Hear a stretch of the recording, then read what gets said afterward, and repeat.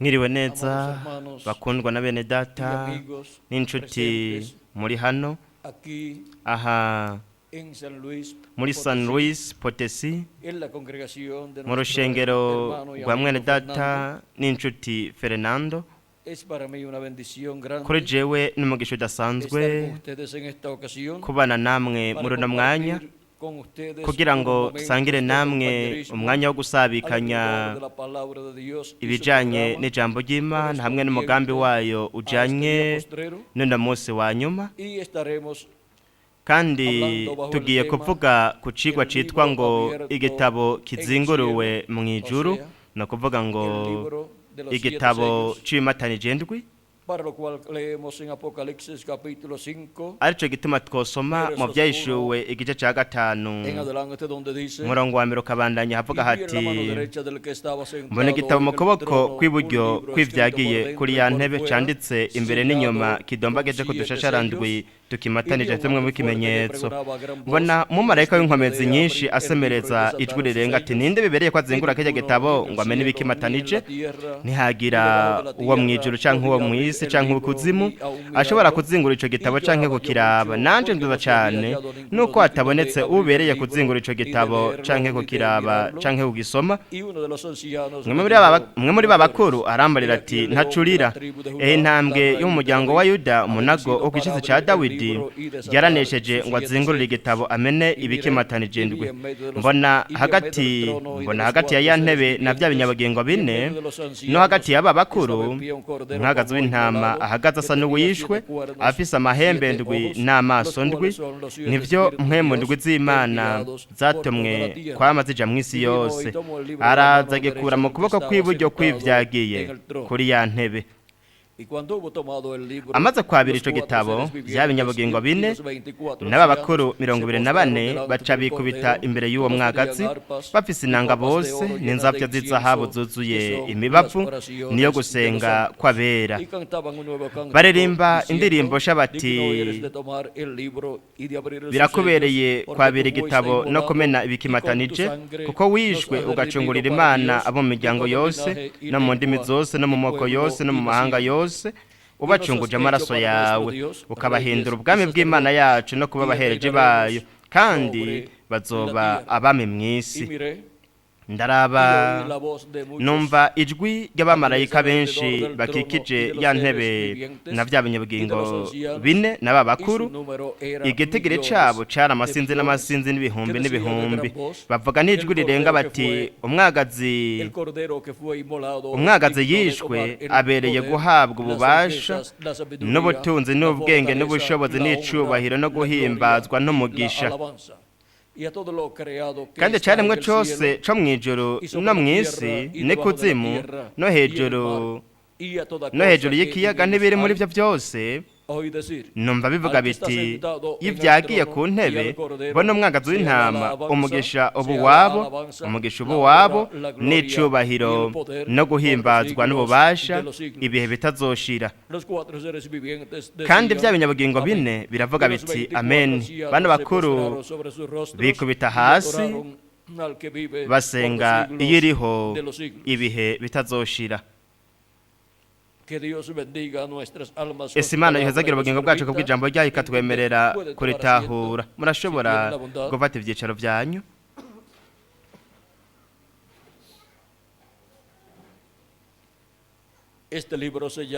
Iki gitabo kidombageje ko dushasharandwi arico kiri iburyo bw'Imana mw'ijuru,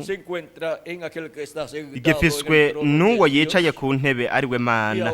Rero muri iki gitabo c'Ivyahishuriwe igice ca 5 umurongo wa mbere ukabandanya, hari hakenewe ko umuntu abereye afata iki gitabo akigaragaza agafata iki gitabo, kandi ntihabonetse n'umwe abereye mw'ijuru no mw'isi ndetse n'ikuzimu. Kandi aho niho hari abakuru 24 aribo basokuru 12 hamwe n'intumwa 12. Aho hari abavugishwa n'Imana, aho hari kandi n'abamarayika bakuru. None abo bantu ntibabereye? Yego mbe cyane, ariko bose bari baje biciye mu kwiyunga k'umugabo n'umugore. Kubw'ivyo rero ntabwo bari babereye kugira ngo bafate ico gitabo bazingurure bamene ivyo bikimatanije. yatereza kuba ari umuntu yari kuba yaraje biciye mu kuremwa kw'Imana, kandi Adamu yari yaje biciye mu kuremwa kw'Imana ariko yari yaguye, ndetse mu yandi majambo ntabwo yari abereye gufata ico gitabo. Iki gitabo ni igitabo gihesha uburenganzira mw'ijuru no mw'isi, kizwi kandi nk'igitabo c'ubugingo c'umwagazi w'intama, kizwi kandi nka Bibiliya, kandi iki gitabo kirimwo amazina y'abantu bose Imana yatoranije kera isi itarashigwaho imfatiro. Rero ibiri muri iki gitabo mwitegereze namwe, murabona ko igihe iki gitabo kizinguruwe, turabona ko ibi bimatanijwe biba byamaze gushitswa. Rero mwitegereze namwe, hariho kahise ko bijanye n'ibiri muri ivyo bimatanijwe. Rero kugira ngo Kristo afate iki gitabo amene ibi bikimatanijwe, amazina y'abatoranijwe n'Imana bose, abafise amazina yabo yanditswe mw'ijuru mu gitabo c'ubugingo c'umwagazi w'intama, ategerezwa kuba yaragaragajwe ku isi, yarigaragaje mu mibiri y'abantu. Hategerezwa kuba haragaragajwe abahungu bose n'abakobwa b'Imana, abantu bose bagize umubiri w'ibanga wa Kristo, hamwe n'ibihumbi 144 by'Abaheburayo nabo nyene bafise amazina yabo yanditswe ngaho mu gitabo c'ubucunguzi. Kandi iki gitabo kirimwo amazina y'abatoranijwe n'Imana bose, mwitegereze namwe, kigenda kiragaragazwa gishitswa uva mu ntambuko uja mu yindi, uva no mu gihe uja mu kindi. Nubwo iki gitabo kimatanije cugawe mw'ijuru, ariko hagenda hashitswa ibiri muri iki gitabo. We niwarondera mu gitabo cimatanijwe, mu gihe cugururirwa mw'ijuru, uzosangamwo kandi muzosangamwo ngaho kahise kabatorejwe n'Imana, murasangamwo kahise k'Abakristu, aho kandi murasangamwo ingene abahungu n'abakobwa b'Imana abagize umubiri w'ibanga wa Kristo, amazina yabo yanditse mu gitabo c'ubugingo c'umwagazi w'intama, mbere yuko bagiye baca mu ntambuko zitandukanye zo gutotezwa. Kandi haranerekanwa n'agatotezo abahungu n'abakobwa b'Imana bagiye baracamwe mu ntambuko zitandukanye, n'ingene umugwanizi umwasi w'Imana yigaragaje biciye mu bantu abo umugwanizi yakoreyemwo agwanya abana b'Imana. Dushobora rero kubona ngaho mu kumenwa kw'igitabo c'ibimatanijwe, dushobora kubona ukumenwa kw'igitabo c'ibimatanijwe ku bijanye no gushitswa kw'ibiri muri ivyo bimatanijwe, hanyuma biciye mu guhishurirwa kw'Imana kuza ku batenejwe n'Imana, turabona kahise k'abahungu n'abakobwa b'Imana baca mu bihe bitandukanye. Turabona kahise k'abana b'imfura b'Imana banditswe mw'ijuru isi itarashigwaho imfatiro. Turabonamwo kahise k'ishengero ry'Umwami Yesu Kristo, ariryo ririmwo abana b'imfura b'Imana, aribo bavukira mu bwami bw'Imana biciye mu kwizera Kristo nk'umucunguzi wabo, no kuzwa ibyaha byabo mu maraso ya Kristo, hamwe no kuronka mpwemu yera, bityo bakaronka ukuvuka bwa kabiri. Kandi uko niko baronka umubiri wa Teofaniya wo mu burenganire bwa gatandatu, witwa marayika uhoraho, ashagaje impande zose z'abamwubaha akabarokora. Rero dushobora kubona ingene uhereye mu kimatanije ca mbere ukabandanya, turabona kahise k'ishengero rya Yesu Kristo, uhereye mu gihe ca Yesu Kristo, uhereye mu gihe co kuvuka kw'ishengero hariya ku munsi wa Pentekote. Kandi mwitegereze namwe ingene kahise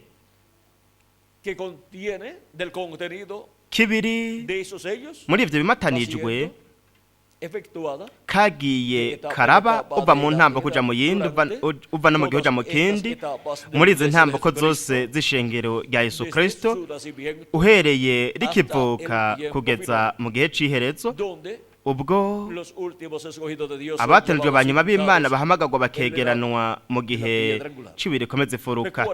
Mwibuke ko mu gihe c'iherezo mu gihe cyo kuza k'umukwe inkumi zose zari zahunyije kandi zari zasinziriye, kandi ku bijanye n'ishengero rya Yesu Kristo abakristo bose inkumi z'ibijuju n'inkumi z'ubwenge turabona yuko mu gihe cyo kuza kwiwe hamaze kurangira intambuko canke ibihendwe by'ishengero ry'abanyamahanga byarangiye. Haza rero umuhamagaro wo kubakangura ubwo bahamagarirwa gukanguka, inkumi zose zihamagarirwa gukanguka kuko hageze igihe cyo kuza k'umukwe.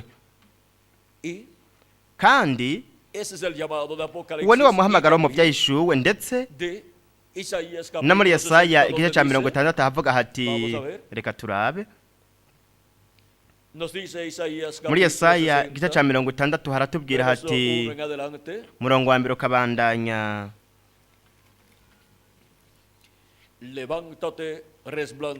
haguruka ukayangane kuko umuco wawe ushitse. Uku ni kuza kwa kabiri kwa Kristo. Mu kuza kwa mbere kwa Kristo naho nyene hashikijwe ikicanditse kandi kinaba no mukoza kwe kwa kabiri, nkuko kandi no muri Yesaya 61 byashohoreye hariya. Aha naho kandi biraba mwa kino gihe c'iherezo, kandi gice Yesu atasomye nahavuga hati no kuvuga umwaka wo kwihora w'Imana yacu, no kuvuga ngo umunsi wo kwihora w'Imana yacu, arivyo Yesu atasomye mwa kino gihe c'iherezo. Iki gice kizoshitswa biciye umusigwa w'Imana, umusigwa asizwe mpwemu yera ku munsi wa nyuma, azoba ari karatangaza umunsi wo kwihora w'Imana yacu. Azoba asizwe mpwemu w'Imana, asizwe mareka w'isezerano we Yesu Kristo muri mpwemu yera. Rero murabe ikicanditswe, haguruka ukayangane kuko umuco wawe ushitse kandi ubwiza bw'Uhoraho bukaba bukurasiye. Iki canditswe kitubwira ko kuza k'umwami ari we muco wacu. We yari umuco mu kuza kwe kwa mbere, yaravuze ati ndi umuco w'isi. Yaravuze ati ugunkurikira ntazogendera mu mwijima ariko azogera umuco w'ubugingo. Kandi no mu kuza kwe kwa kabiri akomeza kuba umuco w'isi.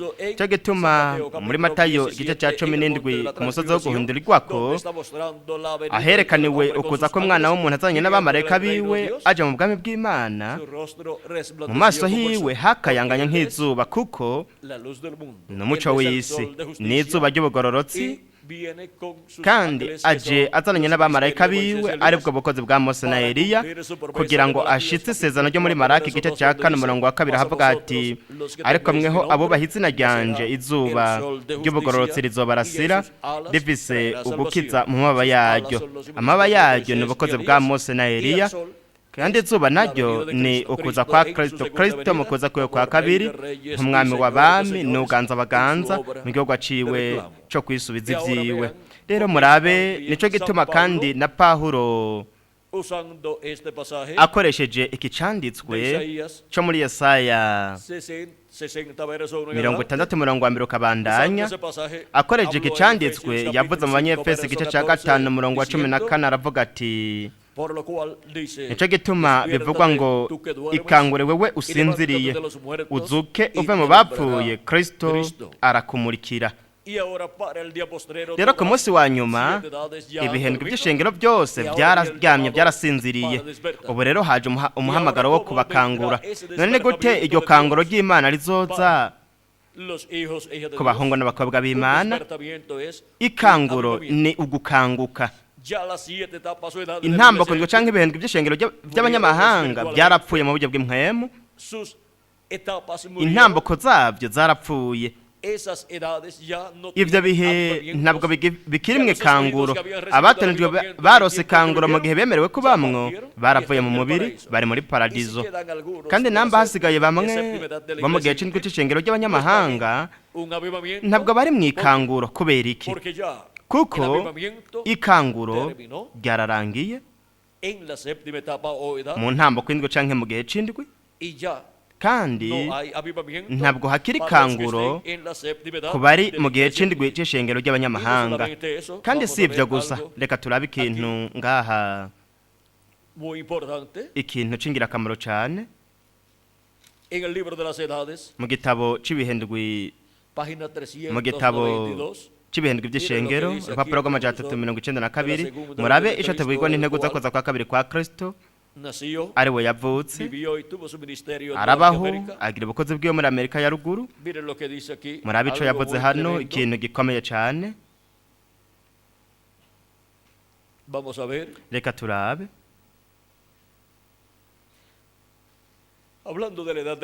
Avuga ku gihe ca Laodikiya yavuze ati n'abakene. Nivyo, ivyo bisobanura ko ari abakene mu buryo bw'impwemu. Ikimenyetso c'ico gihe, igihe hazoba harangiye n'ic'amashengero manini kandi aguwe neza, arimwo abantu benshi, afise no kwigaragaza kwishi kw'ivyo bibaza yuko arivyo vyerekana mpwemu yera. Ariko ibicaniro vyuzuye abantu hamwe n'impano za mpwemu ziriko zirakora, hamwe no kwitabira kudasanzwe, ivyo bintu vyose aha haravuze hati si ivy'Imana, no kuvuga ngo ntibisigura ko ari ivy'Imana, kuko abo baza ku gicaniro akenshi na kenshi barasigara kugira ngo babandananye n'Imana. Kandi igihe harangiye iryo sekeza rikomeye, areka avuga ku masekeza akomeye cane yivuga butumwa. Kandi igihe harangiye isekeza rikomeye, mbega nihe haba hari abo bose babuzuye amabarabara kugira ngo bashike ku gicaniro. Bumvise umuntu, bumvise umuntu, bumva isengesho, binjira mu rusenga, ariko batara amafi, kuko bameze nk'ikinyamasyo, bikweze bisubirira mu mazi yabo bwite. Hanyuma hariho ivyo byose biba byavuzwe ku bijanye no kuvuga mu ndimi, bibaza yuko ari byo vyerekana ko bafise umubatizo wa mpwemu yera. Abantu bakibaza yuko bari mw'ikanguro rikomeye cane. Ikanguro ryararangiye. Amerika ya ruguru yagize ihigwe ryayo rya nyuma mu 1957. Rero kuvuga mu ndimi ni ikimenyetso c'Imana c'akaga gakomeye kagiye kuba, nk'uko vyabaye igihe vyagaragara ku ruhome mu munsi mukuru w'i Beresheba. Amerika ya ruguru yagize ihigwe ryayo rya nyuma mu 1957. Rero reka turabe ico tubwirwa ku rupapuro rw'amajana 212 mu gitabo c'imatanijwe mu Gisipanyol. Reka turabe ico dusanga hano ku bijanye n'amakanguro. Haravuga hati kandi iyo niyo mpamvu nyene, kuko amakanguro twategerezwa kugira uno munsi. Rero twaragize amakanguro y'amadini, ariko ntitwigeze tugera ukunyiganyega k'ukuri. Oya mushingana, ntiwiyumvire ko twagize amakanguro, kuko atayo dufise. Hariho amamiliyoni n'amamiliyoni y'abagize amashengero, ariko nta kanguro na rimwe rihari. Umugeni n'ubu ntiyigeze kugira ikanguro, n'ubu ntihigeze kubaho ikanguro na rimwe. Ntihigeze kuba ukwigaragaza na kumwe kw'Imana kugira ngo kunyiganyize ishengero, kugira ngo kunyiganyize umugeni. Ivyo turabirindiriye. Hazokenerwa iyi mituragaro ndwi y'ibanga kugira ngo imukangure. We azoyirungika, yarabisezeranye. Mbega niki kizokangura kigaha ikanguro ry'ukuri ishengero mugeni wa Yesu Kristo? Ni mituragaro ndwi mu vyayishuwe y'igice c'icumi. Iyo niyo izokangura inkumi z'ubwenge, umugeni wa Yesu Kristo, kugira ngo binjire na Kristo hehe mu birori vy'ubukwe. Hanyuma urugi ruzokugagwa. None nihe ikangurira ishengero rya Yesu Kristo ku munsi wa nyuma kugira ngo ryinjire nawe mu birori vy'ubukwe? Kubera ko intambo kundwe canke ibintu by'abanyamahanga zasinziriye zarangiye, ritegerezwa gukangukira hehe reka turabe mu buryo busanzwe wewe imisi yose ukanguka ryaro vyoka ryari ni mu gatondo hategerezwa kuba agatondo kasezeranije mu vyanditswe ndetse mu yandi majambo ni mu gicugu ca kane aho ukuza k'umwana w'umuntu kugaragazwa mwitegeze namwe ingene tubwirwa n'umwami Yesu Kristo nyene bwiwe avuga reka turabe muri Mariko aha tubwira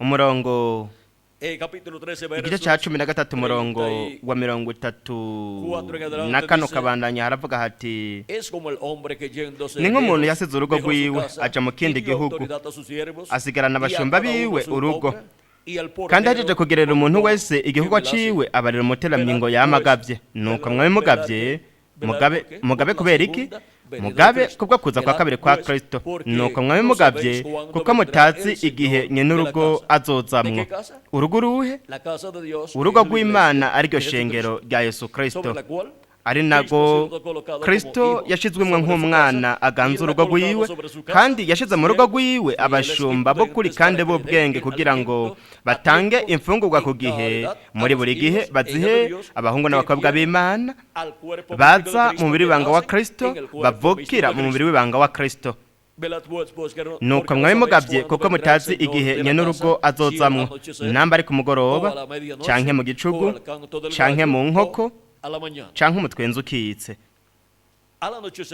ku mugoroba duhafise igihe ca mbere canke ibihe vya mbere vy'ishengero hanyuma mu gicugu tuhafise intambuko z'umwijima hanyuma mu nkoko tuhafise intambuko ya Luteri ya Wesley na William Branham cane cane agace ka nyuma ariko mwitegereze namwe buri gicugu kigizwe n'amasaha 3 aho rero dufise mu gihe cyo mu nkoko dufise Luteri Wesley hamwe na William Branham aho tuhafise amasaha 3 y'igicugu ca gatatu kandi mwenda ta Branham yashizwe mu isaha ya nyuma y'igicugu ca gatatu ariyo ihera saa 11 kugeza sizere zo mu gatondo jo gituma yamye yitegereza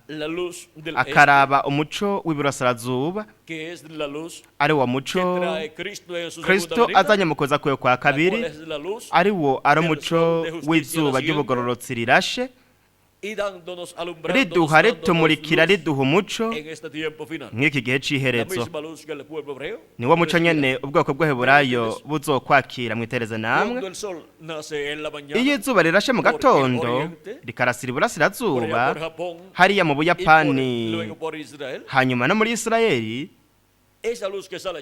uwo muco urasiye hariya mbega wari hehe imbere yo kuba hariya wari uri burengerazuba ku mugabane wa Amerika aho niho warora bwa mbere hanyuma uragenda ugana hariya kandi umuco uwo mu myaka 2000 iheze wari uri mu gihugu ca Isirayeli hariya iburasirazuba umuco wo kuza kwa mbere kwa Kristo warageye uva iburasirazuba ugana iburengerazuba uca muri Aziya ntoya mu Burayi muri Amerika ya ruguru hamwe na Amerika Latine na Karayibe hanyuma kugira ngo usubire hariya usubirayo nk'umuco w'umunsi mushasha kwihanga ry'Abaheburayo nkibuke ko ku mugoroba igihe haba hageze ko izuba rirenga umuco uhaba uhereye uwo mwanya ukabandanya uba ari uwundi munsi mushasha nico gituma mu bwoko bw'Eheburayo ku bwoko bw'Eheburayo imisi yabo irangira ku mugoroba umunsi musha nawo ugatangura ngaho nyene ku mugoroba nico gituma mu gihe cyo ku mugoroba hariho umuco w'umunsi mushasha w'ikiringo nkuko hariho umuco ku mugoroba w'umunsi mushasha uri kuratangura rero uko niko biba uva mu gihe uja mu kindi ku munsi w'igihe n'uwundi munsi w'ikindi gihe kandi uko niko biri no ku myaka umuco w'umwaka mushasha utangura ryari ku mugoroba aharangira umuco w'umwaka ubugeze ku iherezo. Kandi rero nimurabe namwe ingene Luteri yaje ku isaha ya mbere y'igicugu ca gatatu, Wesley ku isaha ya kabiri y'igicugu ca gatatu, mwene data Branham nawe Luteri ku isaha ya mbere y'igicugu ca gatatu, Wesley ku isaha ya kabiri y'igicugu ca gatatu, mwene data Branham nawe ku isaha ya gatatu y'igicugu ca gatatu. Isaha yo mu nkoko. Nubwo inkoko zibika mw'ijoro ku masaha atandukanye, ariko kuva saa 9 zo mu gatondo kabandanya, mwebwe muzobona ko humvikana ukubika kw'inkoko nyinshi, kandi igihe hashitse ku isaha ya nyuma igihera saa 11 kugeza 6 zo mu gatondo, mwebwe muzokumva inkoko ziriko zirabika. Mbega muribuka kandi n'igihe Yesu yamubwira ati inkoko niza kubika gatatu utaranyihakanaga Petero. Nuko rero Petero ategerezwa kumenya cyane ku bijanye n'ivyo kubika kw'inkoko, ivyo Kristo yari karavuga ngaho. Rero mu nkoko mwitegereza namwe bijanye n'iki gicugu ca gatatu niho inkoko zibika. Mwene data Branham nawe yabayeho muri na ntambuko yo kubika kw'inkoko, ariko nimba bitabaye mu gicugu ca mbere canke ca kabiri canke igicugu ca gatatu, nuko rero dutegerezwa rero kumenya yuko ari mu gicugu ca kane ariho hazobukuza kwa kabiri kwa Kristo, kuko uko niko vyanahanuwe igihe byavugwa muri Maraki igice ca 4:2 ati ariko mweho abo bahizina ryanje izuba ry'ubugorotsi rizobarasira rifise ugukiza mu mababa yaryo. Izuba rirasa ryari? Rirasa mu gicugu ca kane.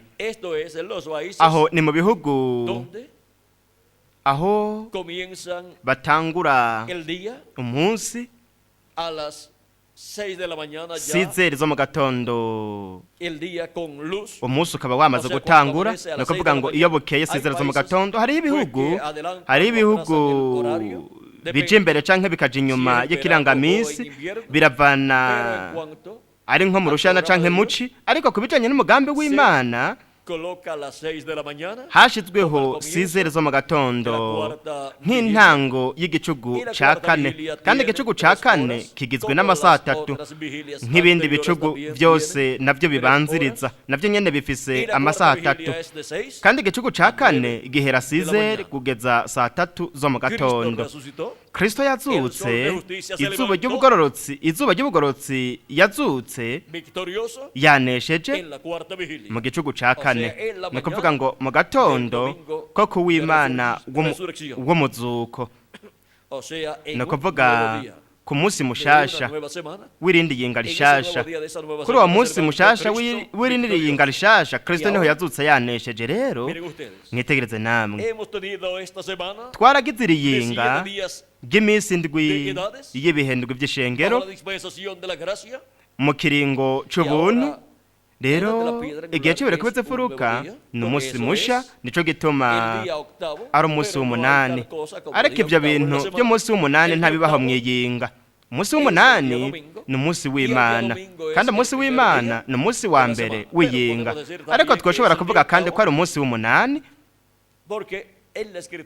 kuko mu byanditswe naho nyene haravuga ku munsi w'umunani aho umukama wazunguzwa imbere yo kugaragara kw'Imana, umukama w'ivyamwa vya mbere. Rero mwitegereza namwe, Kristo yazutse ku munsi wa mbere w'iyinga, ariko kandi ari umunsi w'umunani. Kristo yazutse ryari? Mu gatondo. Kubw'ivyo rero abapfuye bizera Kristo bazozuka mu gatondo ku munsi wa nyuma. No kuvuga ngo mu myaka ya mbere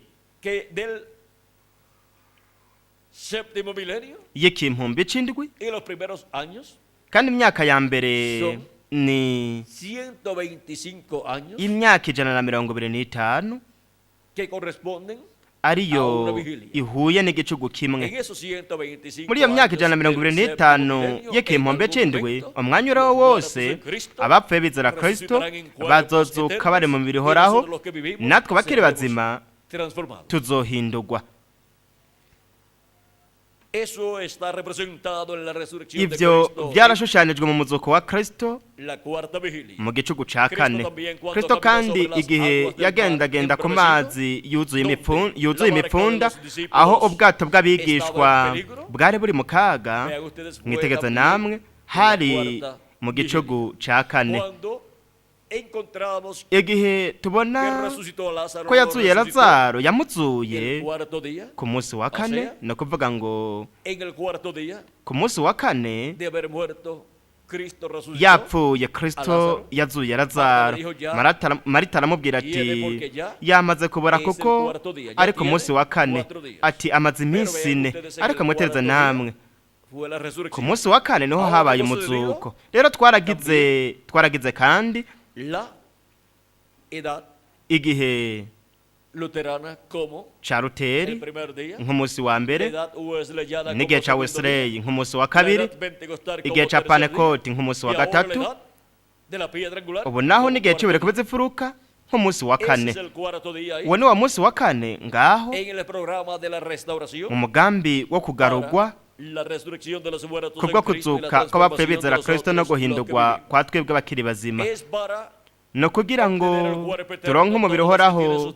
Abantu bose amazina yabo yanditswe mu gitabo c'ubugingo c'umwagazi w'intama, amazina yabo yanditswe muri ico gitabo kiri buryo bw'Imana, kidomba gice kudushasharandwi, arico Kristo afata akakizingurura, akizingurira mw'Ijuru, hanyuma akakizana ku isi. Kristo nyuma yo kugira abatonejwe bose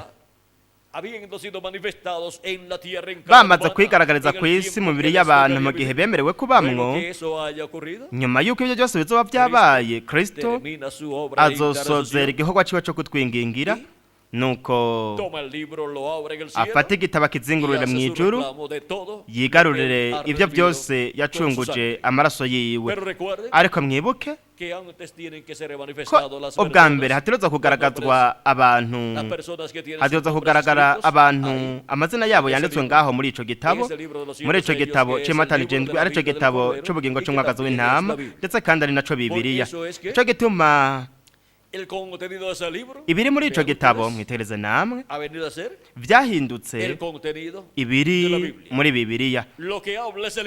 Ivyo ico gitabo kivuga, igitabo c'Imatanije ndwi, mwebwe mubisanga muri Bibiliya. Kandi rero murabe ingene kandi n'umumarayika mukuru Gaburiyeli yabwiye umuvugishwa n'Imana Daniyeli. Reka turabe ico gice birimwo ico arico yabwiye umuvugishwa n'Imana Daniyeli kubijanye n'iki gitabo.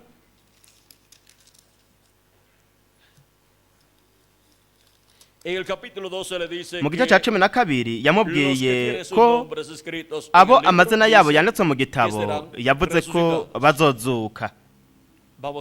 Reka turabe Daniyeli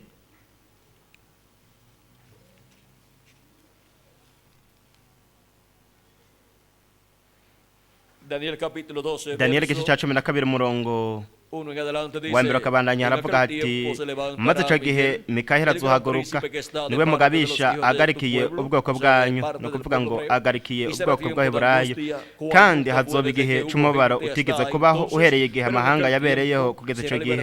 Ariko ico gihe umuntu wese mu bwoko bwanyu azoboneka ko yanditse mu gitabo azorokoka, kandi benshi mu bazoba basinziriye mw'ipfu hasi bazokwikangura, bamwe bikangurira ubugingo budashira. Abo ni baba abatonejwe n'Imana bo mu bwoko bw'Abaheburayo, ndetse n'abatonejwe n'Imana bo mu banyamahanga, aribo bazozuka imbere y'akaburo gakomeye.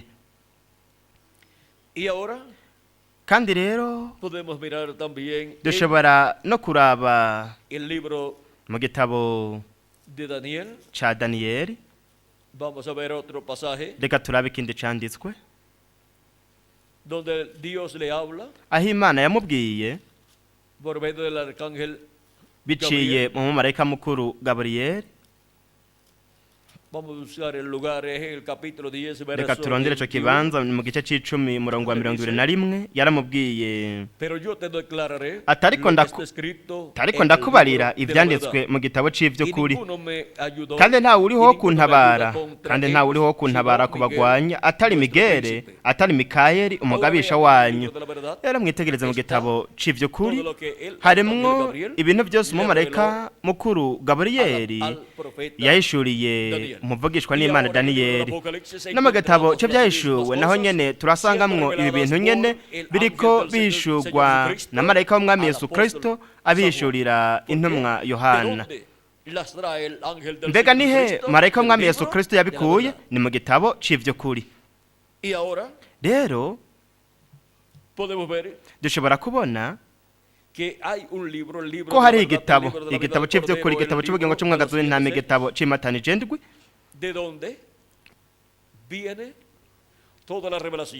ahaturuka ukuguhishurirwa kw'Imana kose kuvuye ku Mana. Ndetse dufise n'igitabo citwa igitabo c'icibutso, aharimwo ibintu byose abantu bakorera ngaha kw'isi. Dufise igipande c'igitabo c'ubugingo, dufise n'ikindi gipande citwa igitabo c'ubugingo c'umwagazi w'intama. Mu gipande c'igitabo c'ubugingo niho harimwo amazina y'ibiremwa abantu byose bivukira ngaha ku mubumbe w'isi. Nubwo hariho abantu amazina yabo atanditswe mu gitabo c'ubugingo muri ico gipande, ndetse batanditswe no mu gipande citwa igitabo c'ubugingo c'umwagazi w'intama. Ivyo bivugwa mu gitabo c'ivyahishuwe mu gice ca 13 murongo 8 haravuga kuri aba bantu amazina yabo atanditswe ngaho, aribo bantu bazosenga igikoko. Haravuga ngo n'igishushanyo cacu mu gice ca 13 murongo 8 mu vyahishuwe haravuga ngo baragisenga basenze igiki? Igikoko. Basenze ya nzoka ya kera. Rero haravuga hati, reka dusome duhereye imbere gato kugira ngo tuhatahure neza.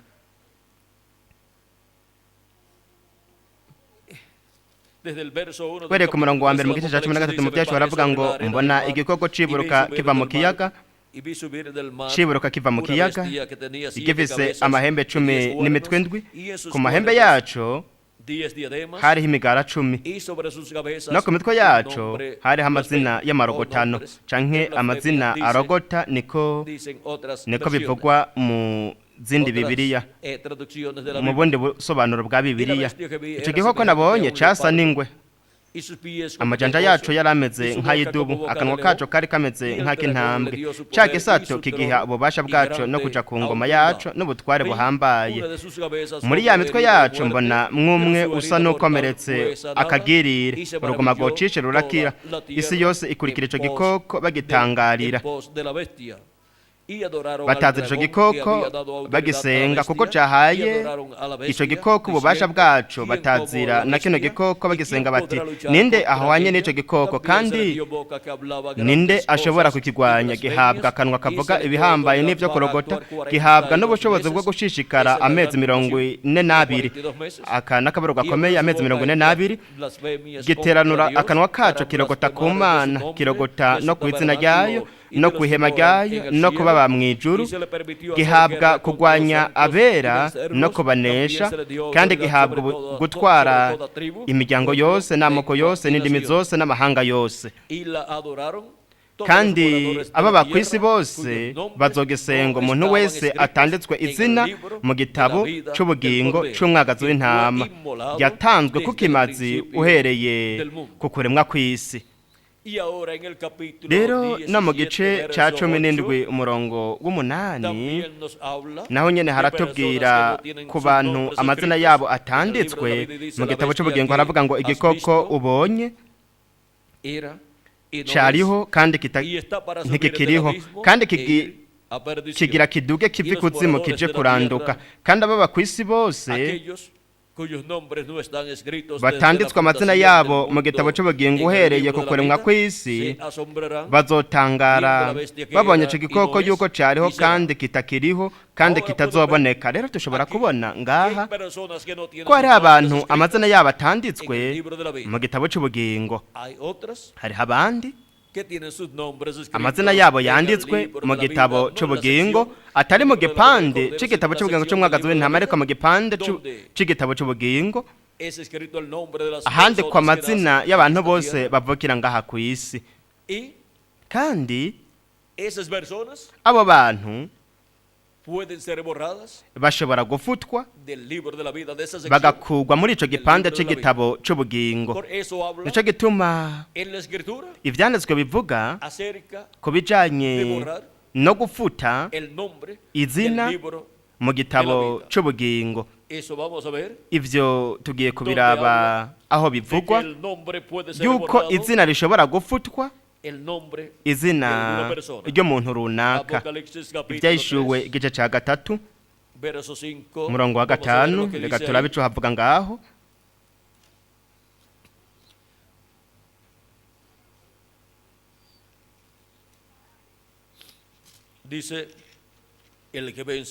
Haravuga hati unesha azokwambikwa atyo impuzu zera kandi sinzosibanganya izina ryiwe mu gitabo cy'ubugingo namba, kandi nzokwatura izina ryiwe imbere ya data n'imbere y'abamarayika biwe.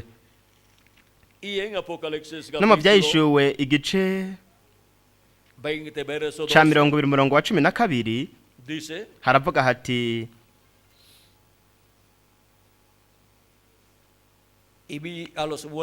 mbona bapfuye abahambaye n'aboroshe bahagaze imbere y'iyo ntebe, ibitabo birazingururwa kandi ikindi gitabo kirazingururwa, nicyo gitabo cy'ubugingo. Abapfuye bacigwa imanza z'ibyanditswe muri ibyo bitabo zikwiranye n'ibyo bakoze. Ikiyaga kigarukana abapfuye bo muri cyo, abapfuye bo muri cyo. Urupfu n'ikuzimu bigarukana abapfuye bo muri byo, bacigwa imanza zikwiranye n'ibyo umuntu wese yakoze. Urupfu na kuzimu baterwa muri cya kiyaga caka umuriro, nico rupfu rwa kabiri. Kandi umuntu wese atabonetse ko yanditse mu gitabo cy'ubugingo aterwa muri ico kiyaga caka umuriro. Turabona mu mugani w'umwami acira urubanza amahanga muri Matayo 25 ko Kristo azoshira iburyo bwiwe intama, ibumoso naho ahashire impene, kandi impene azozishiburira ikuzimu mu muriro, intama nazo azozishira mu bwami bw'Imana. Bwateguwe isi itarashigwaho imfatiro, butegurirwa intama, butegurirwa abo amazina yabo yanditswe mu gipande cy'igitabo cy'ubugingo, amazina yabo atafuswe, ndetse n'abamazina yabo yanditswe mu gipande cy'igitabo cy'ubugingo cy'umwagazi w'intama, aribo bana b'imfura b'Imana banditswe mw'Ijuru isi itarashigwaho imfatiro.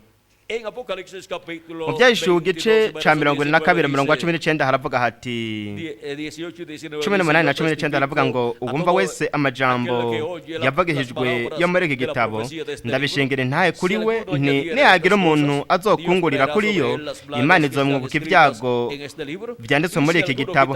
Kandi nihagira umuntu akura ku majambo y'igitabo cy'ibi byavugishijwe nayo, Imana izomukura ku mugabane wa cagiti cy'ubugingo no kwa wa mugwa wera byanditswe muri iki gitabo. Twari ko turabona ko hari abantu amazina yabo atanditswe mu gitabo cy'ubugingo cy'umwagazi w'intama canke no mu kindi gipande c'igitabo cy'ubugingo. Hariho abandi amazina yabo yanditswe mu gipande c'igitabo cy'ubugingo, ariko amazina yabo ashobora gufutwa mu gihe bohinduka abantu batoteza ishengero ry'umwami Yesu Kristo canke ihanga ry'abaheburayo. hariho n'abandi amazina yabo yanditse muri iki gipande ari bo badashobora gufutwa kuko ari abantu bashizweho ku bw'ineza y'ishengero rya Yesu Kristo mu buryo runaka bakarifasha. Aho rero tuhafise n'umugwi w'inkumi z'ibijuju ababaye bo bufasha n'umugisha beciye mu bihe bitandukanye by'ishengero ry'umwami. Ubukristu burimwo inkumi z'ubwenge hamwe n'inkumi z'ibijuju. Igice c'abakristu gishushanwa n'inkumi z'ibijuju ni abakristu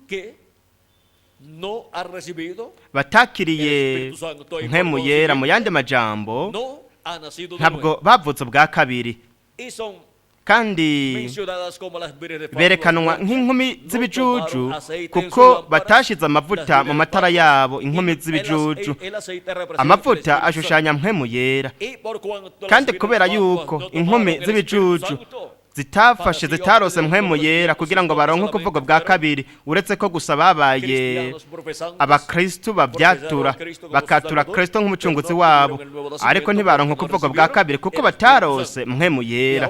Rero mwitegereze namwe, abo bantu barakoze mu gihugu cya Kristo biciye mu bihe by'ishengero, kandi babayeho umugisha ko batoranijwe. Abamazina yabo bayafise mu gitabo cy'ubugingo cy'umwagazi w'intama, kandi ko mu gihe bemerewe kubamwo barose ukuvuka bwa kabiri. Rero mwibuke, abo bantu baronka umugisha bakuye ku Mana ku rubanza rwa nyuma.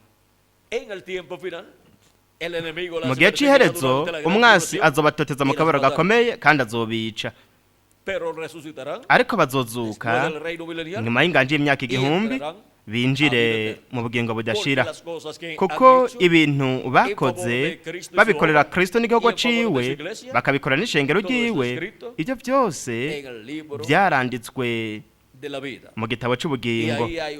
Aho rero hariho n'igitabo cyitwa igitabo c'icibutso, harimwo ibikorwa by'abantu. Rero dufise kandi n'abana b'imfura b'Imana batonejwe n'Imana, ari wo ari umugwi ufise amazina yabo yanditse mu gitabo cy'ubugingo cy'umwagazi w'intama, isi itarashigwaho imfatiro, ari nabo Kristo yavuze ko ari ntama data yamuhaye, kandi muri bo yaravuze yuko atanumwe yoshobora kubashikura mu kuboko kwiwe. Nabo kandi yavuze ati intama zanje zumva ijwi ryanje zikankurikira. Yaravuze kandi ati mfise n'izindi ntama zitari zo muri uru rugo, nazo nyene birankuye kuzija imbere. Nabatonanirijwe abana b'imfura bo mu banyamahanga, ari bo bazohamagorwa bakegeranwa biciye mu bihe bitandukanye by'ishengero, biciye mu kwigaragaza kwa Yesu Kristo muri mpwemu yera, yigaragariza mu ntumwa zitandukanye za buri gihe. Kandi kuri uno munsi wa nyuma niho hahamagagwa hakegeranwa abatonejwe abanyuma b'Imana, intama za nyuma zo mu mukoko w'umwami. Mbega zishigwa hehe? Mu mukoko w'umwami, ariryo shengero ry'umwami Yesu Kristo. Mu gice kihe c'uwo mukoko, mu gihe c'ibireko bizifuruka, arico gihe c'ingirakamaro cane mu bihe byose. Ku rupapuro rw'amajana 379 n'amajana 380 mu gitabo c'ibendwe by'ishengero, integuza gukoza kwa kabiri kwa Kristo, Rev. William Branham yaravuze avuga kw'ishengero, yaravuze, reka turabe,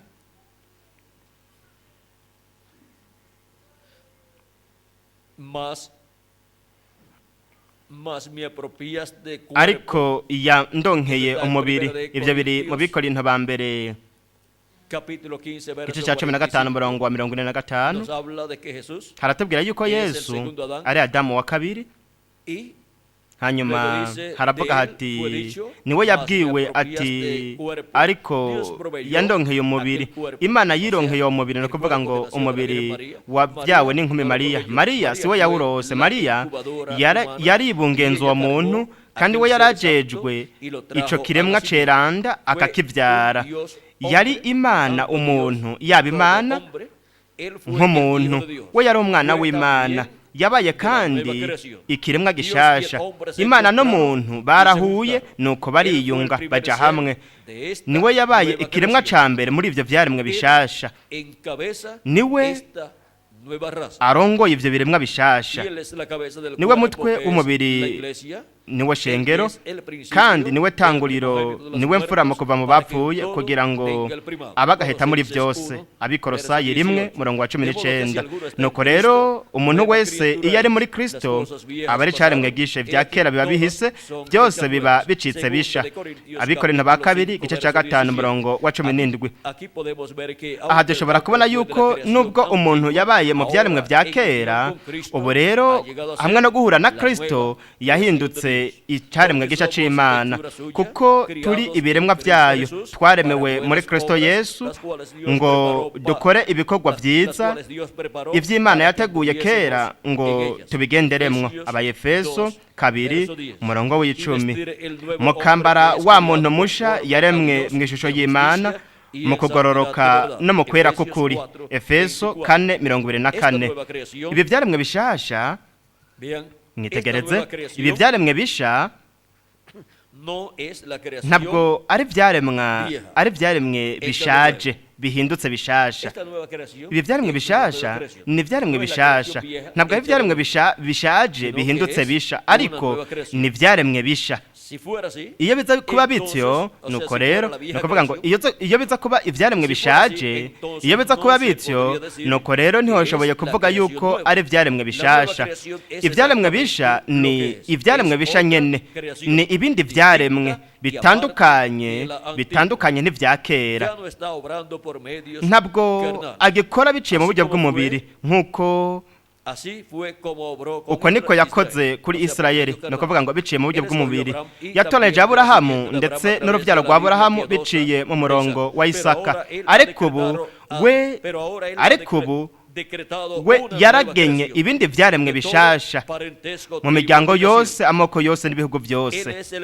Niwe wa mbere muri ivyo vyaremwe, kandi mu bihugu byose ariko arahamagara yegeranya ihanga ryitirwa izina ryiwe, no kuvuga ngo ivyaremwe bishasha. Kuko iyo umuntu yumvise ukuvuga ko ubutumwa bwiza, akizera Kristo nk'umucunguzi wiwe, akozwe ibyaha vyo mu maraso ya Kristo, akaronka mpwemu wa Kristo, abavutse bwa kabiri, kandi aba ari uwo mu vyaremwe bishasha, ari navyo Kristo arongoye. Niwe wa mbere muri vyo.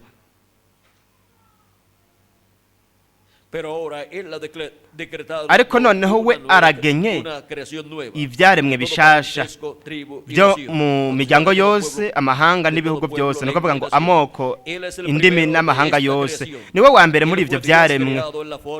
We yabaye Imana iremwe mu buryo bw'umuntu, rero biciye muri mpwemu wiwe ariko arema abana benshi ubwiwe.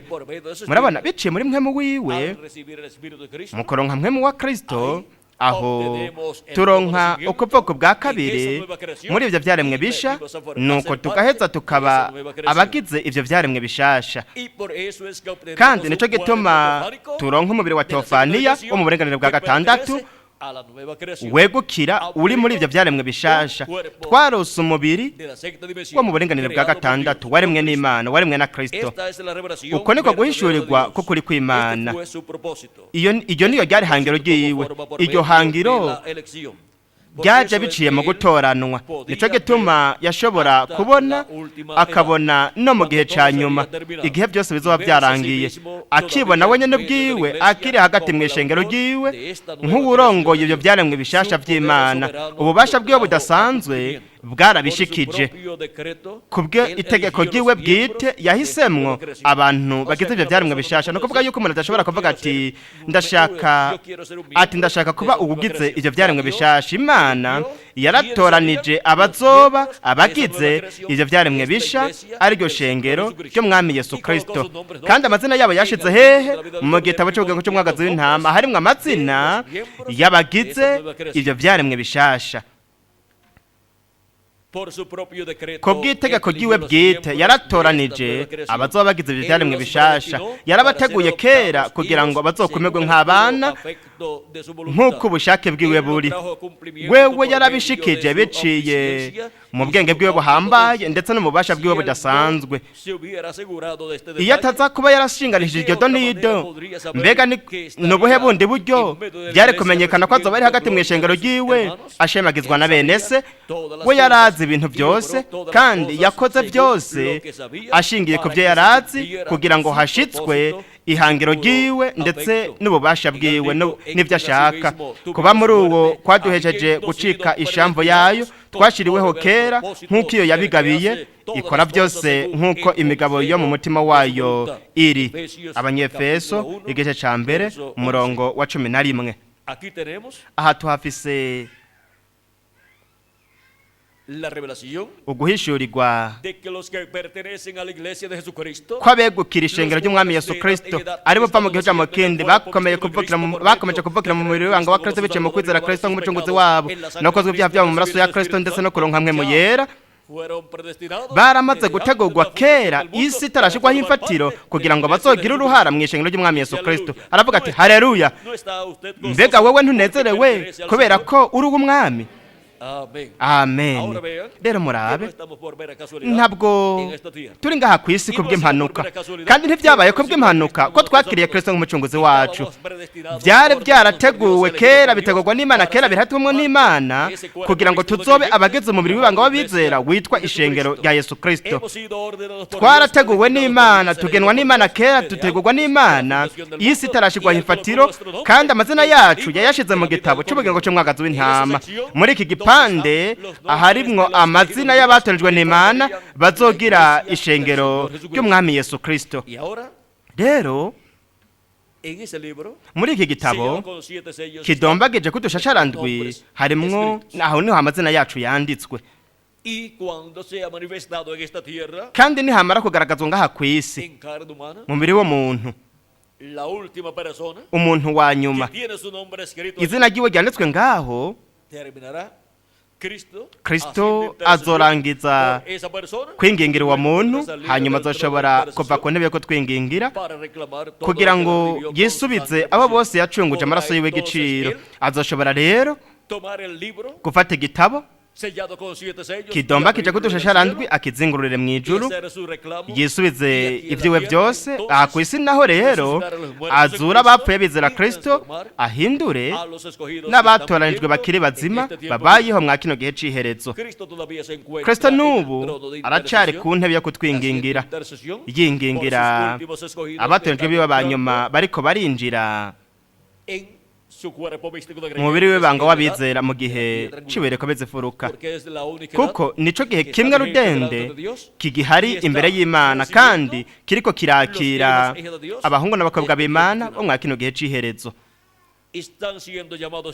Kandi bariko barahamagarwa begeranwa batojwe n'Imana bose nk'uko biri mu buhanuzi bwa Yesu Kristo, aho yavuze ngo azotuma abamarayika biwe begeranya abatoranijwe biwe guhera ijuru ritangurira kugeza iyo riherera. Ni umuhamagaro w'abatoranijwe n'Imana, iri jwi rirenga ry'inzamba canke inzamba ya nyuma, ari ijwi rya Kristo biciye muri marayika we ntumwa ku munsi wa nyuma, rihamagara kegeranya abatoranijwe biwe hamwe n'ubu butumwa bw'ijwi rirenga ry'inzamba, ubutumwa bwiza bw'ubwami bukijya nino bakavuga ku kuza kwa kabiri kwa Kristo nk'intare y'umuryango wa Yuda, nk'umwami w'abami n'uganza baganza n'ubwo gwaciwe co kwisubiza ivyiwe. Rero turabona ko ikimatanije c'indwi, ikimatanije c'indwi ariko kuza ku mwami, mwitegereza namwe imbere yuko iki kimatanije shugurirwa mw'Ijuru, n'imbere yuko iki gitabo c'imatanije ndwi gifatwa na Kristo kikugurwa mw'Ijuru, iki kimatanije c'indwi gitegereza gushitswa ngaha ku isi. Ni ukuvuga ko hategereza kuba intambuko yakigenewe ngaha ku isi kugira ngo hanyuma y'ivyo Kristo ave ku ntebe yo kutwingingira, nuko hanyuma aze yigaragaze mu gikoresho cyangwa umubiri w'inyama, ahazoba hari ijambo ryambaye umubiri ku munsi wa nyuma, kuko ahazoba hari kwashikirizwa ikimatanije c'indwi, aho niho hazoba hari marayika yaratandukanye n'abandi yagaragaye muri iki gicu. Uyu marayika yagaragaye muri iki gicu ari we marayika afise ikimatanije c'indwi, nk'uko byavuzwe n'intego zo kuza kwa kabiri kwa Kristo ku rupapuro rw'amajana 39 mu gitabo cy'imatanijwe mu gisipanyora, yavuze ati, mbega mwabonye ko nababwiye ko umwe mu marayika yari yisa, yanyiyeretse atandukanye n'abandi, bari mu mugwi wa batatu muri buri ruhande n'umwe hejuru, kandi warari ruhande rwanje mparuye mva ibumoso ngana iburyo, uyo yari kuba umumarayika w'indwi. We yarakayangana cyane, kandi kuri jewe yari afite icyo asobanura kurusha abandi. Nababwiye ko yari afite igikiriza kinini, kandi yari karaguruka agana iburasirazuba. Nababwiye kandi ko yandugije, yanzamuye. Muravyibuka? Rero nguyu niwe yari afise ikimatanije c'indwi, arico namanye nk'ikibazo mu vyiyumviro byanje ubuzima bwanje bwose.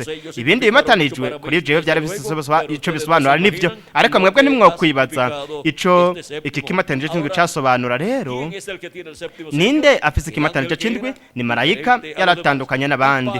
Kandi kugira ngo ikimatanije c'indwi kigaragazwe ku isi, gishitswe ku isi, nk'uko kugira ngo hagaragazwe ubukozi bwa buri mumarayika ntumwa wa buri gihe bagaragazwe ku isi, byabaye ngombwa ko buri mumarayika ntumwa uyu ari ngaha muri iki gicu mu muri wiwe wa Teofaniya, byabaye ngombwa ko aza ari mu muri wo muntu, nuko agira ubukozi bwiwe mu gihe ico Kristo yamurungitsemwo. Nuko biciye mw'ubwo bukozi niyo ntumwa Kristo yamye avuga abwira abantu biwe, ahamagara yegeranya abatonejwe biwe. Ku munsi wa nyuma naho ubukozi bujanye n'igihe cy'uburekozi furuka, aribwo bukozi bwa marayika yaratandukanye n'abandi, buriko buragaragarizwa mu mubiri w'umuntu, biciye muri marayika w'umwami Yesu Kristo.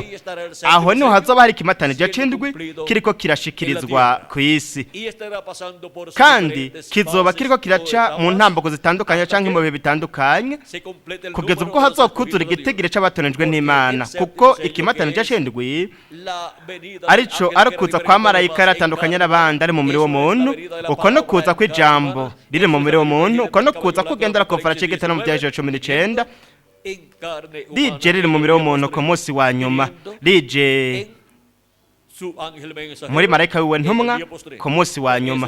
Cyo gituma intego zakoza kwa kabiri kwa Kristo yavuze, ariko aravuga mu byaje 19 yaravuze ati, ariko igihe umwami wacu azogaragara ku isi, azoza agendera ku farashi yaraderera nk'urubura, kandi azoba ari Emmanuel mu mwuzuro, ijambo ry'Imana ryambaye umubiri mu muntu. Uko no kuza kugendera ku farashi y'igitara mu byaje 19, ijambo ry'Imana ryambaye umubiri mu muntu. Uko no kuza kwa marayika yaratandukanye n'abandi, aje ari mu mubiri w'umuntu, mu muntu wa mwakino gihe c'iherezo, nk'uko yamye yigaragariza mu muntu wa buri gihe, yitwa marayika, yitwa intumwa ya buri gihe, mu mugabane ugenewe buri gihe. Uko niko ku munsi wa nyuma zo kwigaragariza muri marayika ntumwa wa Yesu Kristo mw'ijambo ryasezeranijwe ry'igihe cy'uburekozi furuka, igihe c'iherezo. Ni ukuvuga ngo igihe gihoraho c'ishengero rya Yesu Kristo, muri iki gihe twebwe turiko turabamwo, kandi isezerano ryose ryasezerano urushengero ryiwe muri iki gihe c'iherezo rizoshitswa mu gihe cy'uburekozi furuka, biciye mu kwigaragaza kwa marayika yaratandukanye n'abandi, abicishije muri marayika wiwe ntumwa. Ariko mu marayika ntumwa wa Yesu Kristo ntabwo ari umwami Yesu Kristo we gusa, ni igikoresho ca Kristo. Uwo marayika yaratandukanye n'abandi ari wari Kristo azoba ariko yigaragarizamwo ku munsi wa nyuma mu gushitswa kw'ikimatanije c'indwi, kugira ngo hanyuma amaze guhamagara no kwegeranya abatonejwe biwe n'ijwi rirenga nzamba ry'ubutumwa bwiza bw'abwami, aribwo buca irya ntino bakavuga kuza kwa kabiri kwa Kristo. Hanyuma azoheza yishutse, afata igitabo c'ubugingo, igitabo gihesha uburenganzira, yishutse yigaruriye ivyiwe byose, hanyuma bapfuye bizera Kristo azobazurira hanyuma mu biri horaho, natwe bakire bazima tuzohindurwa. Turi mu ntambo gikomeye cyane, aho Kristo ariko arahamagara yegeranya abatonejwe biwe n'ijwi rirenga nzamba ry'ubutumwa bwiza bw'abwami, hehe mu gihe cy'uburekozi furuka, mu gace kahe muri Amerika Latine na Karayibe. Rero ibyo byose biri mu kimatanije c'indwi mu gitabo kimatanije amashasharandwi kiri buryo bwicaye ku ntebe arico hanyuma mu vyahishwe igice ca gatanu cafashwe n'umwagazi w'intama hama mu vyahishwe igice ca gatandatu kirazingurwa n'umwagazi w'intama uhereye ku kimatanije ca mbere kugeza ku kimatanije ca gatandatu hama mu vyahishwe umunani hamenwa hugurwa ikimatanije c'indwi rero dushobora kubona ko ibintu byose vyerekanirwa ngaho muri ivyo bimatanijwe bishitswa ngaha kw'isi muri ivyo bihe byose by'intambako zitandukanye z'ishengero rya Yesu Kristo uhereye rikivuka kugeza mw'iki gihe c'iherezo. Rero igitabo kizinguruye mw'Ijuru ni igitabo gihesha uburenganzira, ni igitabo c'ubugingo c'umwagazi w'intama, ni igitabo gihesha uburenganzira canke igitabo c'ubucunguzi ari naco Kristo yamye yingengeresha mw'Ijuru kuko yamye yingengera abantu bose amazina yabo yanditswe mu gitabo c'ubugingo c'umwagazi w'intama. Igihe azorangiza igikorwa ciwe co kutwingingira azofata igitabo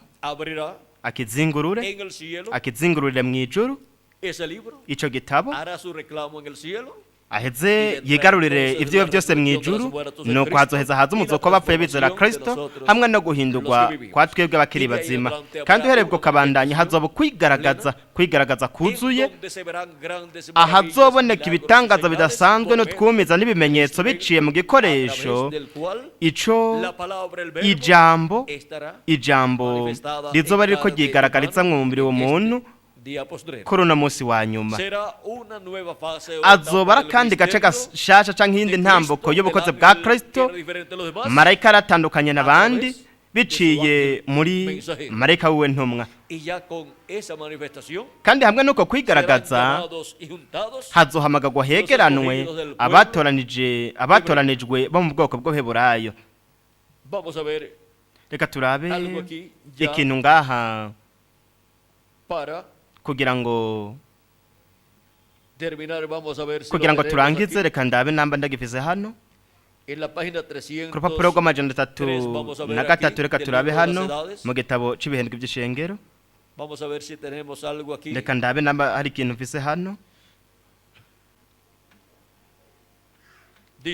Aravuga ati avuga ku bihumbi 140 by'Abaheburayo, haravuga ngo ivyo nta na hamwe vyerekana ko hatazokongera kwandikwa ayandi mazina y'imiryango ya Isirayeli mu gitabo c'ubugingo, kuko abenshi muri abo ariko atari bose biciye mu gutoranwa bazoba bari mu gihe c'ishengero ry'abanyamahanga, kandi bazokwinjira mu mubiri wa Kristo. Vyerekana yuko amazina yabo mu vy'ukuri yagumye mu gitabo c'ubugingo. Abandi abasigaye nk'uko tubibona mu kimatanije ca gatanu, abenshi bishwe mu Bayuda bazohabwa imyambaro yera hamwe n'ubugingo budashira biciye mu mwami, ndetse n'ibihumbi 144 by'Abaheburayo bazoshikwa ko ikimenyetso mu gushitswa ko kuza kwiwe. Vyerekana yuko amazina yabo nabo nyene atafuswe. Nk'izaburi ya 69 herekana neza ko arababisha abahakana Kristo ku mugaragaro n'abahonya ubwoko bwabo nibo amazina yabo azofutwa. Nka Isirayeli, ihanga ryatorejwe n'Imana, abenshi muri bo batakaje uburenganzira bwabo mu gitabo c'ubugingo mu kwanka Yesu. Uko niko kandi abenshi bo mw'ishengero ry'abanyamahanga bazocigwa ku rubanza nk'inyungu yuko amazina yabo azoba yafuswe mu gitabo c'ubugingo kubwo kwanka ijambo ndetse no kwinjira aho habandanye hadondagura ibintu bitandukanye ibizoba kugira ngo bibakwegera ibibazo bikomeye cyane, kugira ngo amazina yabo afutwe mu gitabo c'ubugingo, kuko bazokwiyunga n'igikoko hamwe n'ishusho yacu Antikristo. Rero twariko turabona iri banga Y ahora miren ustedes, rero mwitegereze namwe vamos a ver reka turabe un poquito aquí la página aha gatoyi ku rupapuro 30. rwa 30 Vamos a ver del libro de las edades. reka turabe mu gitabo cy'ibihendwe by'ishengero Dice así, haravuga hati avuga ko bw'Heburayo yaravuze ati none nigihari ubutumwa buzosubira mu bayuda nige hazoba harangiye ikiringo c'abanyamahanga ubutumwa buriteguye gusubira mu bayuda iyaba gusa nari gushobora kubabwira ikintu kigiye kuba muri uno munsi wacu ico kintu gikomeye kigiye kuba kizokora no ku vyahishwe 11 hamwe na byabona bibiri babavugishwa n'Imana babiri Mose na Eliya bazaniye ubutumwa bundi busha abayuda turiteguye byose biri mu rutonde nkuko abayuda bazaniye ubutumwa bwiza abanyamahanga uko ni nako kandi n'abanyamahanga bazobujana bakabasubiza mu bayuda nuko izamugwa rizoca riba no kuvuga ko imbere yuko izamugwa ubutumwa bwiza buzoja mu bayuda biciye mu bukozi bwa Mose na Eliya kuko ubwo bukozi buzoba buri mu banyamahanga hagati mu ishengero ry'abanyamahanga kugira ngo hanyuma buje ku bwoko bw'Heburayo ubutumwa bw'inkuru nziza y'ubwami. Twariko turabona ko imbere y'uko ishengero rya Yesu Kristo rigenda hari ikintu gikomeye cyane kizoba ikintu kizoshishikaza abaheburayo 144 by'abaheburayo. Turabona ibyo byose byasezeranijwe mu byanditswe kugira ngo bizoshitswe kuri uno munsi wa nyuma nk'uko byahanuwe n'Imana. Rero murabe namwe ihanga ry'abaheburayo bazoronka esa bendición de parte unamugisha bawuhawe n'Imana kandi con esa bendición que va a recibir hamwe n'unamugisha bwoko bw'Heburayo buzoronka mwitegereze namwe la cual será por medio de los ministerios de Moisés ari wa mugisha uzoza biciye mu bukozi bwa Mose na Eliya ku rupapuro rw'359 mu gitabo cy'imitaje mu Gisipanyolo haravuga hati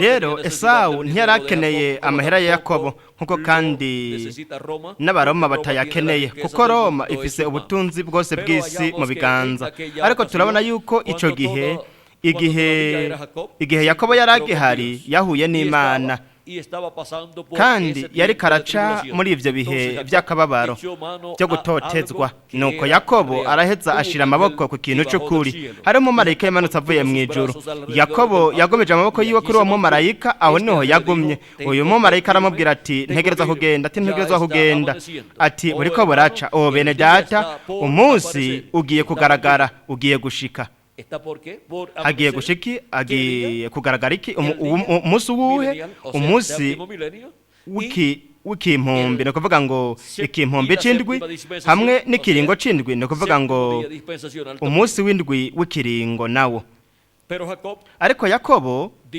yaravuze ati sindakureka ngo ugende utampezagiye ntushobora kugenda ati ngumana nawe ati ndashaka yuko haza impinduka kuri jewe ivyo ni 144 by'Abaheburayo abarose ayo mahera yatumye batakaza ibyizigira bagakoresha ubwo butunze nabi ariko igihe bo bazobona ikintu cy'ukuri bakaronka n'ihigwe ryo gufatana mu nda aho niho Mose na Eliya bazoba bari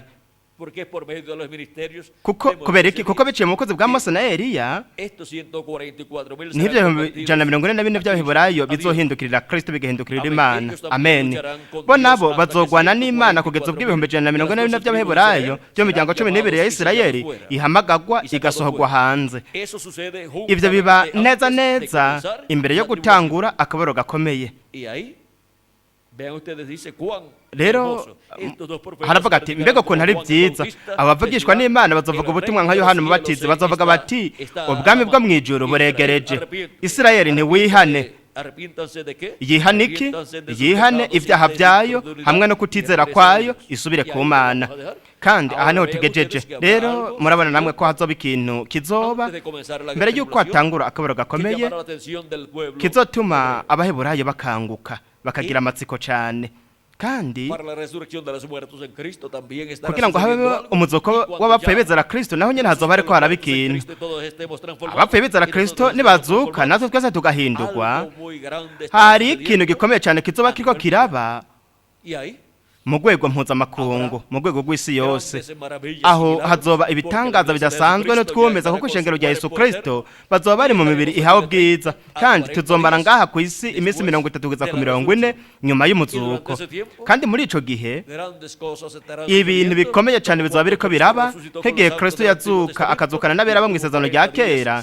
yamaze iminsi 40 ku isi yiyereka abigishwa biwe mu nshuro zitandukanye ndetse ababwira ubutumwa ababwira ku bijanye n'ubwami grandes maravillas anakora también, n'ibitangaza milagros, byinshi utwumiza n'ibimenyetso navyo nyene yarabikoze ni vyiza hemos visto twariko turabona que todo esto está ko ivyo byose contenido biri en el libro mu de gitabo los 7 sellos. c'imatana Ahí aparece igendwi aho niho hagaragara los hebreos también y aparece n'abaheburayo la iglesia hagaragara de n'ishengero también. ry'abanyamahanga naryo Y ahora rero podemos ver dushobora kubona el misterio de este libro abierto en el ibanga cielo, es ry'iki el gitabo libro de la kizinguruye redención, mw'ijuru el ni igitabo libro de la c'ubucunguzi vida de igitabo los gihesha cielos y la uburenganzira tierra, ku biri mw'ijuru es no el libro mw'isi de la vida del ni igitabo Cordero, c'ubugingo c'umwagazi y es w'intama también llamado kandi la citwa bibiliya porque la Biblia kuko bibiliya Vean ustedes. mwitegereze namwe es el contenido ni ibintu biri Ese libro muri iki gitabo de los 7 sellos. c'imatana igendwi La Biblia, bibiliya vean ustedes bien, mwitegereze namwe del libro de la verdad. iva mu gitabo cy'iby'ukuri kiri mu ijuru Y ahí es que aho el niho arcángel Gabriel umumarayika mukuru trajo gaburiyeli esa revelación yakuye uku al guhishurirwa profeta Daniel. akuzanira Y ahí umuvugishwa es que n'imana vienen las daniyeli revelaciones aho divinas niho haturuka a los uguhishurirwa profetas kw'imana kukaza de Dios. ku bavugishwa n'imana Y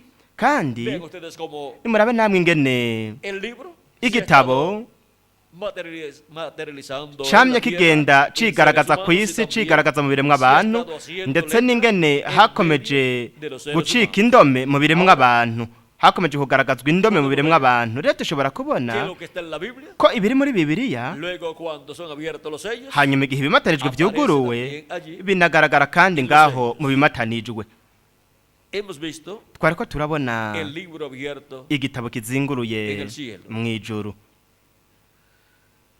Todavía kugeza n'ubu no está abierto en el cielo. ntabwo Ese harugurwa mu libro, ijuru pero iki está gitabo cumpliéndose en la ariko tierra, hariko etapa harashizwa que ku etapa, isi uva mu ntambo kuja mu yindi no mu gihe uja mu desde los kindi días de Jesús, uhereye o mu desde minsi los ya días de yesu la canke iglesia de uhereye Jesucristo, mu minsi y'ishengero el rya día de yesu kristo Pentecostés igihe en ryavuka adelante, ku munsi wa pantekote ukabandanya turabona ko ha estado cumpliéndose hakomeje gushitswa ibiri en ese libro muri iki gitabo de los 7 sellos. c'ibimatanije Por ndwi eso es que cyo gituma en el Antiguo Testamento mu isezerano rya kera Dios habló por medio de los imana profetas yavuga y biciye mu habló bavugishwa acerca n'imana de la kandi iglesia yavuze ku bijanye que n'ishengero nacería, habló rizovuka acerca de ese cuerpo ivuga ku Cristo de bijanye n'umubiri Cristo, w'ibanga wa de kristo esa nueva creación. w'ibi vyaremwe bishasha Habló de la primera yavuze venida de ku Cristo kuza y kwa mbere del kwa nacimiento kristo de la hamwe iglesia, no kuvuka kw'ishengero y de todas estas etapas hamwe por n'izi las ntambako cuales zose pasaría izo la iglesia ishengero del Señor. ry'umwami Por eso es que rizocamwo nico gituma podemos encontrar en el dushobora Antiguo kubona Testamento mu isezerano rya kera profecías que hablan tukabona de ubuhanuzi estos días buvuga que estamos kuri ino nosotros minsi viviendo twebwe turiko turabamwo y del cumplimiento hamwe no gushitswa estas cosas kw'ibi que bintu Dios imana está realizando iriko irakora en este tiempo muri iki gihe final. c'iherezo Podemos ver dushobora las kubona cosas que están sucediendo ko ibintu en este biriko tiempo biraba mwa kino gihe están profetizadas tanto vyahanuwe en el haba mu Antiguo isezerano Testamento rya kera como en el ndetse Nuevo no mu Testamento. isezerano risha Hemos visto el twariko libro turabona abierto. igitabo kizinguruye en el cielo. mu ijuru Hemos visto que twabonye ko Cristo todavía no kristo ha salido n'ubu del trono atarava de ku ntebe yo intercesión, y kutwingingira gracias a Dios. kandi imana ishimwe Gracias a Dios por eso, imana ishimwe ku porque bw'ivyo todavía kuko n'ubu hay misericordia para los que faltan. haracari imbabazi ku basigaye batarakira Kristo nk'umucunguzi wabo no kozwa ibyaha byabo mu maraso ya Kristo hamwe no kuronka nk'emu yera ndetse no kuvuga bwa kabiri mwa kino gihe c'iherezo nuko ngo bashigwe mu ntambuko ijanye n'iki gihe ariyo ntambuko y'igihe cibire komeze furuka kugeza ubwo hazokuzura igitigire c'abatorejwe n'Imana kizokuzurira hehe mu gihe cibire komeze furuka hanyuma urugi ruzokugagwa kandi ntazokongera kuba imbabazi ariko hazomuzo ko bapfuye bezera Kristo hamwe no guhindurwa kwa twebwe abakiri bazima kandi tuzoba twamaze kuba badapfa mu buryo buboneka kandi tuzokinjishwa akaboro gakomeye kazoza kuko tuzoja tujane n'umukundwa wacu mwami Yesu Kristo mu birori by'ubukwe bw'umwagazi w'intama. Rero twariko turabona ko atari kintu cyo gutera intambara ko umuntu akavuga ati ndashaka kuba watoranijwe ati ndashaka kugira umubiri mushashu. Oya, ni ikintu cyamaze gutegurwa ubwa mbere n'Imana, cagenwe n'Imana isi itarashigwaho imfatiro kugira ngo hazokwigaragaza uva mu gihe uja mu kindi ihangiro ry'Imana mu batoranijwe n'Imana. Turi ngaha twizera ijambo ryiwe kandi tugagoma muri ryo kuko twatoranijwe n'Imana isi itarashigwaho imfatiro kandi amazina yacu akaba yanditswe mu gitabo cy'ubugabo cy'umwagazi w'intama isi itarashigwaho imfatiro. Yanditswe muri iki gitabo kidombagije ko udushashara kiri buryo bw'uwicaye ku ntebe arico cugurugwa mu byahishwe igice cya 6 umurongo wa mbere ku murongo wa mbere kuza kwa 17 no mu byahishwe igice cya 8 umurongo wa mbere. Rero twariko turabona aho twebwe turi, aho amazina yacu yanditswe nabo turibo ndetse naho twebwe twaje duturutse, aho turi ndetse naho tuzogana mu mugambi w'Imana, naho tugana mu mugambi w'Imana. Twariko turabona ko turabo mu byaremwe bishasha mu kwakira Kristo nk'umucunguzi wacu no kozwa ibyaha byacu mu maraso ya Kristo hamwe no kuronka mpwemu wiwe twarose ubugingo budashira kuko twaje ubwa mbere biturutse mu kiremwa caguye kitagira ubuzima ariko capfuye, ariko ubu turonka ubugingo budashira biciye muri Kristo, nuko tukaronka umubiri wa teofaniya ufise ubugingo budashira. Rero ku munsi wa nyuma tuzoronka umubiri uboneka uhawe ubwiza ufise ubugingo budashira nawo kugira ngo bityo tube mu mubiri udapfa utabora, umubiri utabora w'ubuyabaga ibihe bidashira. Mbega mwaba muzi ikintu kimwe, ntihazoba abana canke abasaza mu birori by'ubukwe bw'umwagazi w'intama mw'ishengero rya Yesu Kristo. Ntabwo hazoba bizamurwa ku bana canke ku basaza, ariko gusa bazoba ari imiyabaga gusa. None abana n'abasaza dufise ubu bizogenda gute? Nimugire ikibazo ku bwabo. Isezerano nuko bazohindurwa bakagira umubiri uhoraho kandi w'ubuyabaga. Twese rero tuzoba imiyabaga kubw'ivyo. Rero izamurwa rizoba iry'imiyabaga, ntirizoba iry'abasaza canke abana, ariko rizoba iry'imiyabaga kuko mu mibiri hawe ubwiza niho twese tuzoba turi. Abana bacu bazohindurwa nuko bagira umubiri w'ubuyabaga uri mu rugero rw'imyaka 18-21. Abasaza bacu nabo bazogira umubiri w'ubuyabaga nabo kandi uhoraho, nuko imiyabagwa rero nayo nyene izohindurwa, nayo ironka imibiri idapfa, izoronka nayo nyene imibiri y'ubuyabaga bw'ibihe bidashira. Mwabonye ntihazoba abasaza n'abana mwizamura, ariko bose bazoba ari imiyabaga kuko twese tuzogira umubiri musha. Abana bazoronka umubiri w'ubuyabaga, umubiri mushasha kandi uhoraho, umubiri w'umuntu w'umuyabaga afise imyaka 18 kugeza ku 21. Ivyo nivyo Imana ifitiye abana bacu n'abasaza bacu hamwe n'imiyabaga yacu nayo, umwe wese muri mwebwe ndetse no kuri jewe nanje. Kandi byose biri mu gitabo cy'ivy'ukuri, mu gitabo cy'ubugingo cy'umwagazi w'intama, mu gitabo cy'ubucunguzi kiri mw'Ijuru.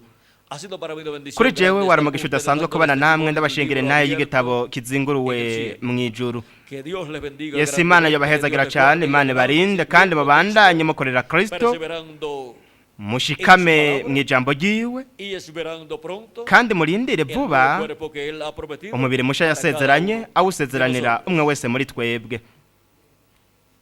Que Dios les continúe ese bendiciendo Imana todos yabandanye y kubahezagira pronto mwese todos vuba seamos twese transformados duhindugwe y tengamos tugire el nuevo cuerpo. umubiri mushasha Vayamos a la cena nuko de la boda tujane del Cordero mu birori del cielo, by'ubw'umwuga a la w'intama casa mw'ijuru de nuestro Padre mu rugo celestial. rwa data wa En twese el wo nombre mw'ijuru eterno mw'izina rihoraho del Señor Jesucristo. ry'umwami Yesu Kristo. Amen. Amen Y amen. kandi amen. Con nosotros nuevamente, Hamwe natwe Miguel ubundi Pedro busha Miguel para Bondazo Marine continuar kugira ngo abandanye kandi nuestra asozere parte igice cacu en esta ocasión. muri uno Que mwanya. Dios le bendiga. Imana ibahezagire Pasen todos kandi mwese muy mugire buenas noches. ijoro ryiza.